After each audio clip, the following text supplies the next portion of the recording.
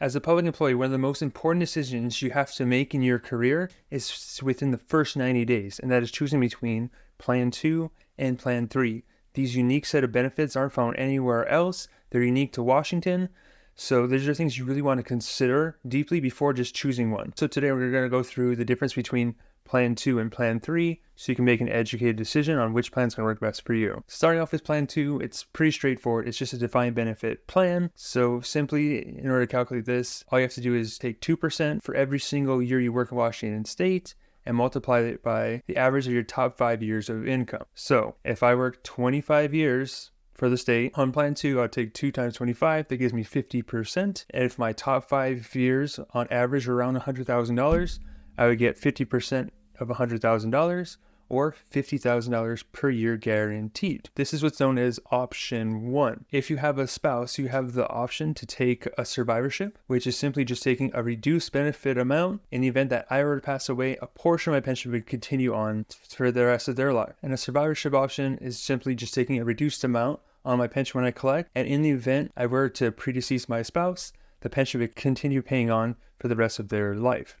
Now, depending on which option you take and the age gap between you is going to be the reduction amount that gets withheld from your benefit. So it's important to take these things into consideration when you get closer to retirement. Now, when you're on Plan 2, you are vested after 5 years of service. So vesting is just the minimum amount of time you have to spend paying into the plan before you are guaranteed a lifetime paycheck from them. So if you're on Plan 2, all you have to do is put 5 years in over the course of your career before you're considered vested and guaranteed to get a benefit in the future. So you got 5 years in, 5 times the 2%, you're going to get 10% or whatever your wage was over that time period paid out for the rest of your life guaranteed.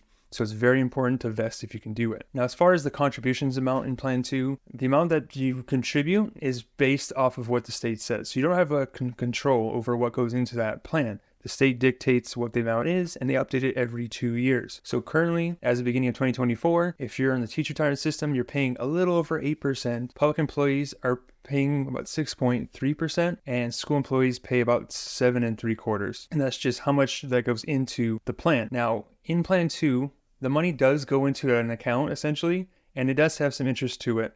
But the most important thing to know is that the amount you contribute and the interest it grows doesn't really matter, because that's not what your benefits can be based off of, right? It's based off that formula I just talked about earlier.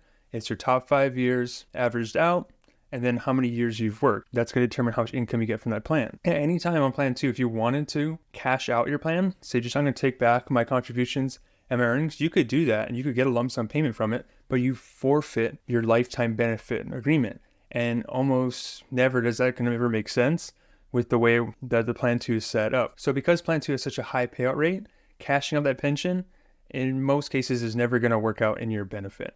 Now, as far as collecting your benefit on Plan 2, your full retirement age is going to be age 65. So don't get this confused with Social Security. Your benefit pays in full at age 65. Now, there are ways to get it earlier. So if you were hired prior to May of 2013 and you get at least 30 years in the system, you're eligible to take the 2008 ERF or early retirement factor. And that enables you to collect your benefit in full, no penalties, starting at age 62.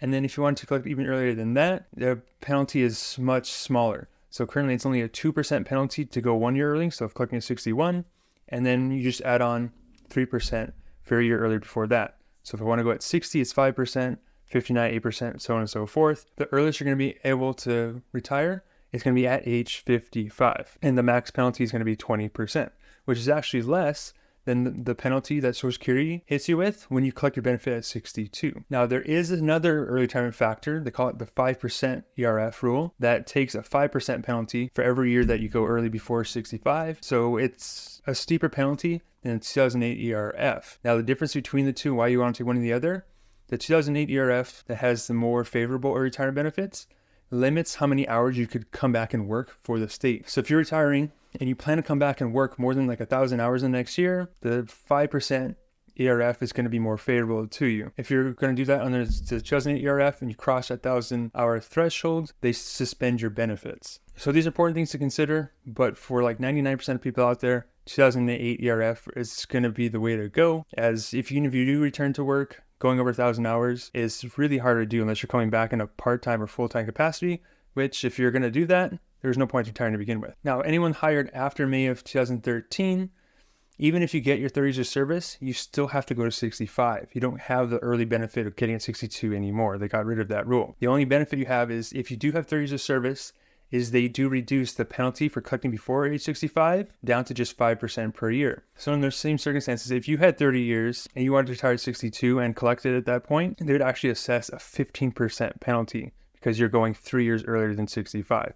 So that's only if you started your employment after May of 2013.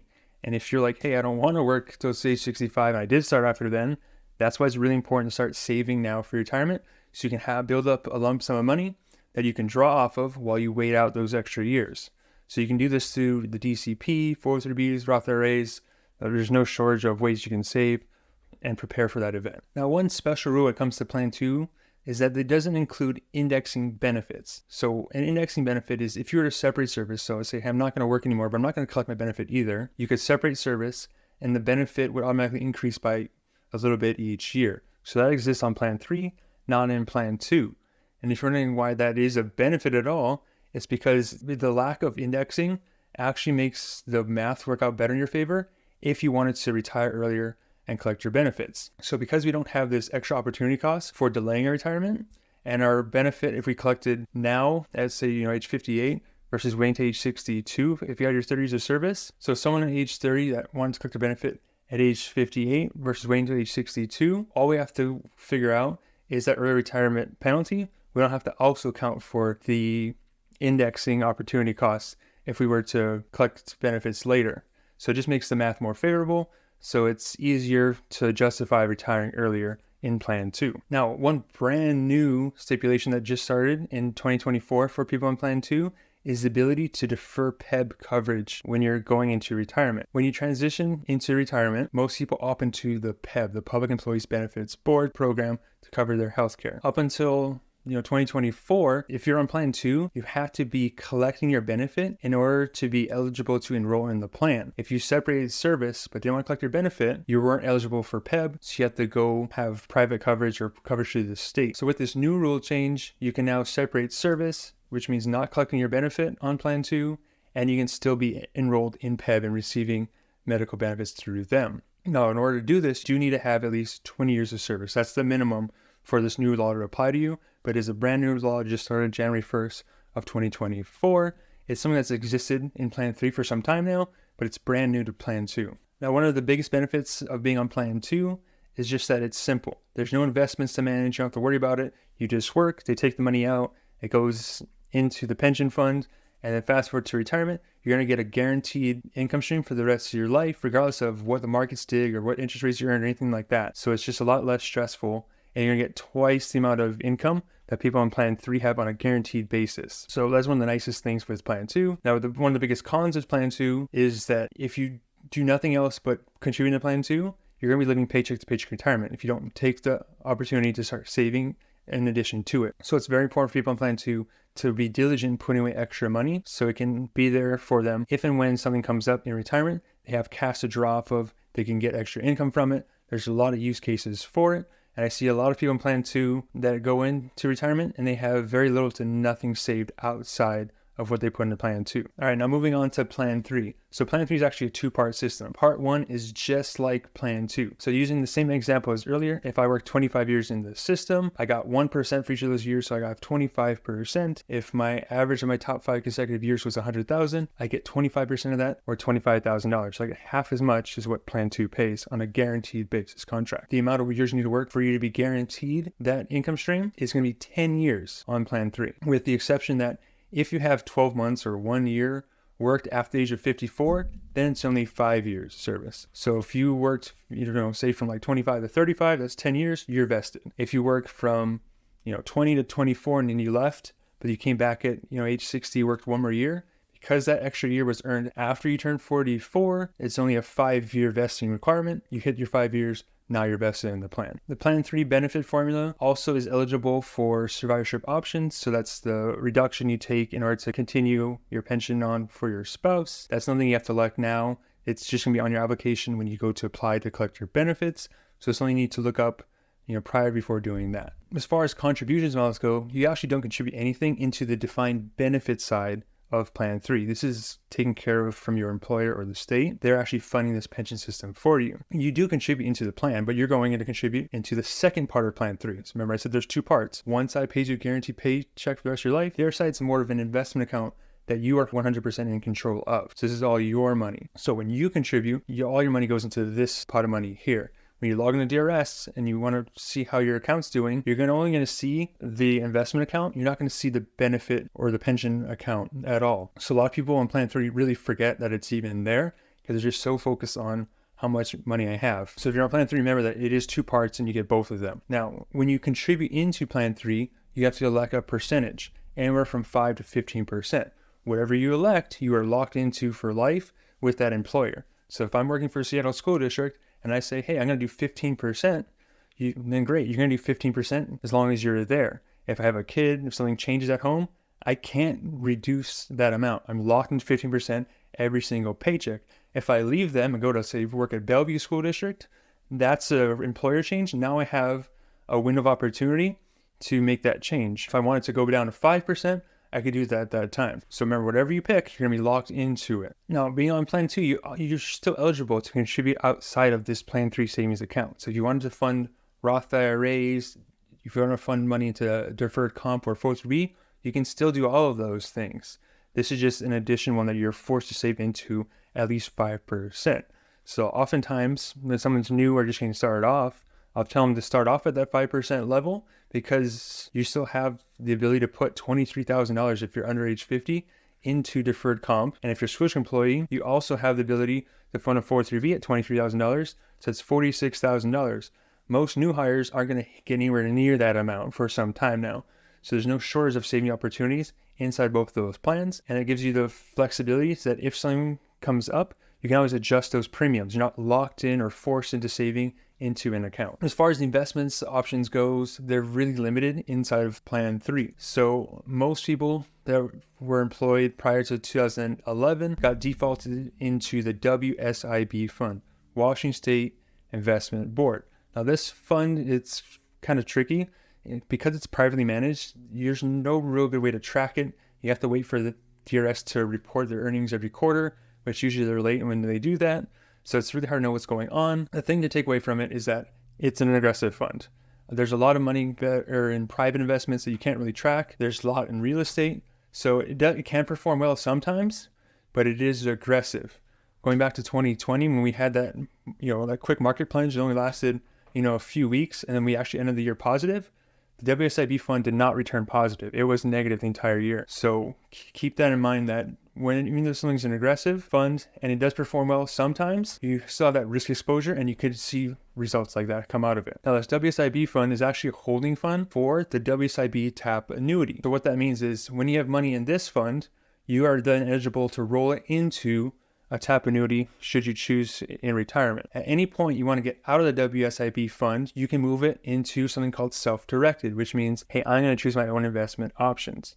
Now, by the way, just because you're choosing your own investment options doesn't mean it's any more risky than staying with the WSIB fund. You are 100% responsible for your own investment lineup. Remember that DRS is not advisors. They don't know you personally and they're not going to give you investment advice. They're not really going to manage the account for you. They're managing their own private portfolio, and whether or not that aligns with your risk goals or your risk tolerance is completely up to you. So you need to be in control of your retirement accounts. So when you decide to move over to self-directed, it's going to take some time. This WSIB fund's kind of tricky. So when you say, hey, sell my positions and move it, they actually don't sell it right away. Your sell order actually has to sit until the 28th of the month. So they only sell off investments at the end of the month. So on the 28th, that's when the sell order goes through. So if it was like January 1st, you said, hey, I want to move to the self-directed, you can put the order in, but nothing happens until the 28th. Then it sells off. After that, it sits in holding account for 30 days. So pretty much all of February, it would be sitting in holding account. And then March 2nd of the following month is when it would be put into the self-directed filing. So it takes a couple months to get your money moved from WSIB to self-directed. Now, this is important to know for two reasons. One is if you're wanting to take control of your investments, it's not going to be something you can do right away. You're going to have to wait for it. But more importantly, if you go into retirement and your money's still in WSIB fund, and you said, hey, I'd like to start receiving $1,000 a month, please. You can't do that. You're going to have to wait until the money clears. So you're going to have to wait an additional 2 months to make this transition. So if you plan on leaving your money with the state, make sure you take the steps to move it from WSIB to self-directed. That way your paychecks don't get held up and you retain more liquidity of your account. Now, when it comes to the Plan 3 investment lineup, it's very limited. You have a handful of target funds, and then you have 7 other individual funds to choose from. There's a large cap fund that's like the SP 500. Then you have, some global, small, there's a cash account. So not a lot of options in there. So you're really limited in what you can choose from. Again, those are all private funds managed by WSIB. They don't have ticker symbols. So you can't just go on Yahoo Finance and type it in and see how it's doing. You're pretty much blinded. You can always log into your account and see how that's doing, but there's no public releasing of how the funds are performing. Now, if you ever find yourself kind of wondering, which funds should I even pick? Is what I have even right for me? Am I taking too much risk? I'd really like some help on this. We actually built a service that does exactly that. So we kept it at a low cost option, but it's where you're able to go into our system. You can choose one of the 10 different investment portfolios we've built for you. And then once you're mapped to one of those, I'll tell you exactly which funds inside of Plan 3 that you should be holding in your account. And they're going to notify you when it's time to make changes. So it could be when certain market events happen, we'll send email notifications to, hey, make these changes. Or maybe it's every quarter that you get an email that says, hey, this month we're going to reduce our bond position, increase our equity position, or something to that effect. Regardless of what it is, it's going to tell you in black and white how much percentage you need to have in each one. So it's going to save you a lot of time, stress, and really energy and worry about how it's invested. We'll take all of that risk off the table for you so you can invest with confidence. If you want more information on it or you're interested in enrolling, we do have a 30-day free trial. The link will be in the description to check the service out. Now, money inside of Plan 3, like I said earlier, is your money. So the state didn't put any this money in there. It's 100% you, which means you have access to this money upon separation of service. So as long as you're employed by the state, this money's hands off. As soon as you say, hey, I'm no longer working for you guys, that money's free and clear to do whatever you want with. Keep in mind that all money in Plan 3 is pre-tax. So whatever you pull out of it, you're going to have to pay taxes on. Now, when I say pull money out of it, that I'm talking about taking the money out and moving into a bank account or physically spending it. Any type of transaction is going to be subject to taxes. If all you're doing is transferring it to a 403b or an IRA, anything that's also pre-tax account, we call it like to like, pre-tax to pre-tax transfers, those are not taxable. So you can do that without having to worry about getting hit with a tax bite. When it comes to, hey, when can I start collecting my benefits? Remember, your pension can be collected in full age 65 or age 62 if you have at least 30 years of service. Those that started working after May of 2013 have to wait to age 65, otherwise penalties will apply. So it's the same as Plan 2. Nothing changes there. The money that you've saved in the Plan 3 savings account bucket, that's always yours to use, free and clear, however you want to do it. It's one of the biggest advantages that people in Plan 3 have is because you have this liquid savings account. If you were to separate service, you could have this chunk of money that you've built up over your career that you can now shift and do whatever you want with. People in Plan 2, if they were to separate early in their career, their only option is to cash out and give up their pension benefits. They don't have any cash to start off with. So they might have to start off from scratch later on in life. Because you're forced to start saving early, you're going to spend more time in the market. People in Plan 3 tend to have more savings overall than people in Plan 2. Now, while savings is important, remember that savings and income are two different things. While you have a Plan 3 account that might look good because it's at $600,000, $800,000 million bucks, remember that taxes still need to be taken into account from it, and you still have to deal with market fluctuations and such early in retirement, which could impact the income you could get from that portfolio. So that's one of the big cons with it. I see a lot of people in Plan 3, they're a little overconfident in how much they have saved because it looks like a big number, and they don't realize how much of that is actually theirs. If I have $600,000 in Plan 3, but I haven't paid taxes on it, how much of it is actually yours? And the truth is, it depends. It depends on what Congress's tax rates are going to be at, depends on how much you take it, depends on what bracket you're in. So there's a lot of ifs. So it's hard to tell how much of that actually belongs to you, and it can change at any time. Because of those changes, someone that's taking income off their portfolio 1 year, if taxes were to change, now they have to take more money out just to net the same benefit. So a tax rate hike is a real risk for people that are taking money off of any type of pre-tax accounts, but especially I see it a lot when people are in Plan 3. Now, occasionally we come across people that have money in both programs. And yes, you can be a member of Plan 2 and Plan 3. Now, at the same time, the most common ways I see this is if someone starts off as a paraeducator, they're on, say, the PERS 2 system, and they become a teacher, then they move up to the TERS 2 system. So they're going to get two separate benefits. Checks in the mail, but because the Plan 2 benefits are the same formula, they are for the most part the same. If you have one plan 2 and one plan 3, you're going to actually get two different formulas working for you based on the income or the service credits that you had in those given positions. And one of the biggest benefits of being a dual employee is that your income can be used for the other system. So going back to the example, if I had 3 years on plan 2 as a paraeducator and then I became a teacher and I had, say, 10 years, if I was making $100,000 as a teacher, they would use that $100,000 average when they're calculating the benefits I earned as a paraeducator. So those 3 years of service I earned on plan 2 would be worth 6%, but it's going to be based 6% of 100,000, not from my original paraeducator salary. And even though I'm talking about vested, right, because I have 3 years of service here, you can actually add the years of service credits for both systems. So if I only had 3 years on plan 2 as a para, but I had 10 years as a teacher, you add those up, it's 13 years total. That just means you're vested. So you're still going to get income based off of 3 years on plan 2 and 10 years on plan 3, but they do add the numbers together just as to make you vested in both plans. So overall, you can see how important choosing the right benefit is. And remember that once you pick one of these, you are locked into it for life. Now, while this is all great information, it's really just scratching the surface of all of your amazing retirement benefits. I actually created a short guide on the 7 biggest retirement mistakes state employees make in Washington. If you want a copy of those mistakes, you can figure out what they are and how to avoid them before it's too late. The link to download that's going to be in the description below. And until next time, remember that your future depends on what you do today.